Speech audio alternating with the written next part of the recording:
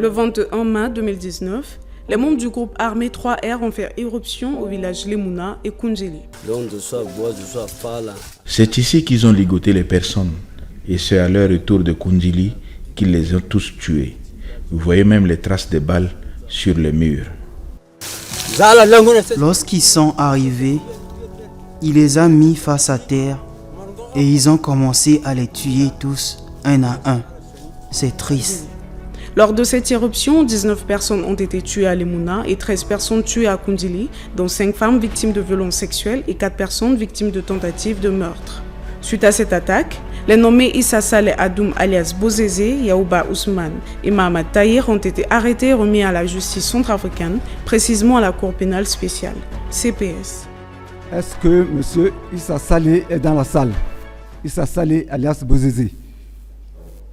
Yaouba Ousmane, Mahamad Tahir, Maître Moud. Ok. L'ouverture du procès dans le cadre de cette affaire de tuerie de Kundjili et Lemuna eut lieu le 19 avril 2022.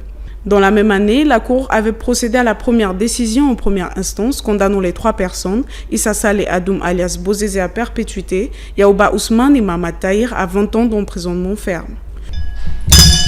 Condamne Issa Saleh Adoum alias Bozézé à la peine d'emprisonnement à perpétuité. Mahamad Tahir à la peine d'emprisonnement pour une durée de 20 années. Yaouba Ousmane à la peine d'emprisonnement pour une durée de 20 années. Dit que la présente décision est susceptible d'appel dans un délai de 3 jours à compter de son prononcé. Cette affaire a été portée devant la chambre d'appel qui statue en dernier ressort et qui condamne Issa Saleh Adoum alias Bozézé à 30 ans d'emprisonnement ferme, Yaouba Ousmane et Mahamad Tahir à 20 ans d'emprisonnement ferme. La chambre d'appel, au nom du peuple centrafricain, après en avoir délibéré conformément à la loi, statuant publiquement et contradictoirement, en dernier ressort. Le 23 octobre 2023, la Chambre d'appel a ordonné des mesures de réparation pour les victimes. Étant donné que les personnes condamnées ne disposent pas de moyens pour pouvoir réparer les crimes qu'ils ont commis, le service d'aide aux victimes et à la défense de la Cour pénale spéciale a pu obtenir des moyens nécessaires pour pouvoir procéder à la réparation des victimes.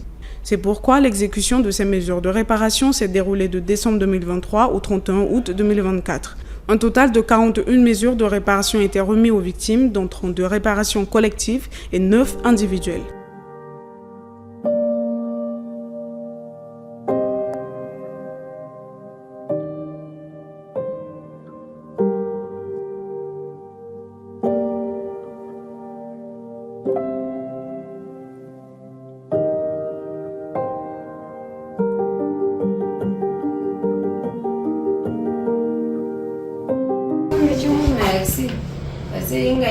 Je voudrais dire merci à la Cour pénale spéciale pour cette réparation. Ce que vous nous avez donné aujourd'hui va nous aider à faire face à nos problèmes. Ok. Vous avez reçu votre argent aussi? Il est reçu. Combien? 350. Ah, ok. Et remercie la Cour aussi. Ok. Nous vous remercions aussi et vous souhaitons beaucoup de courage. Bon retour à la maison et à bientôt.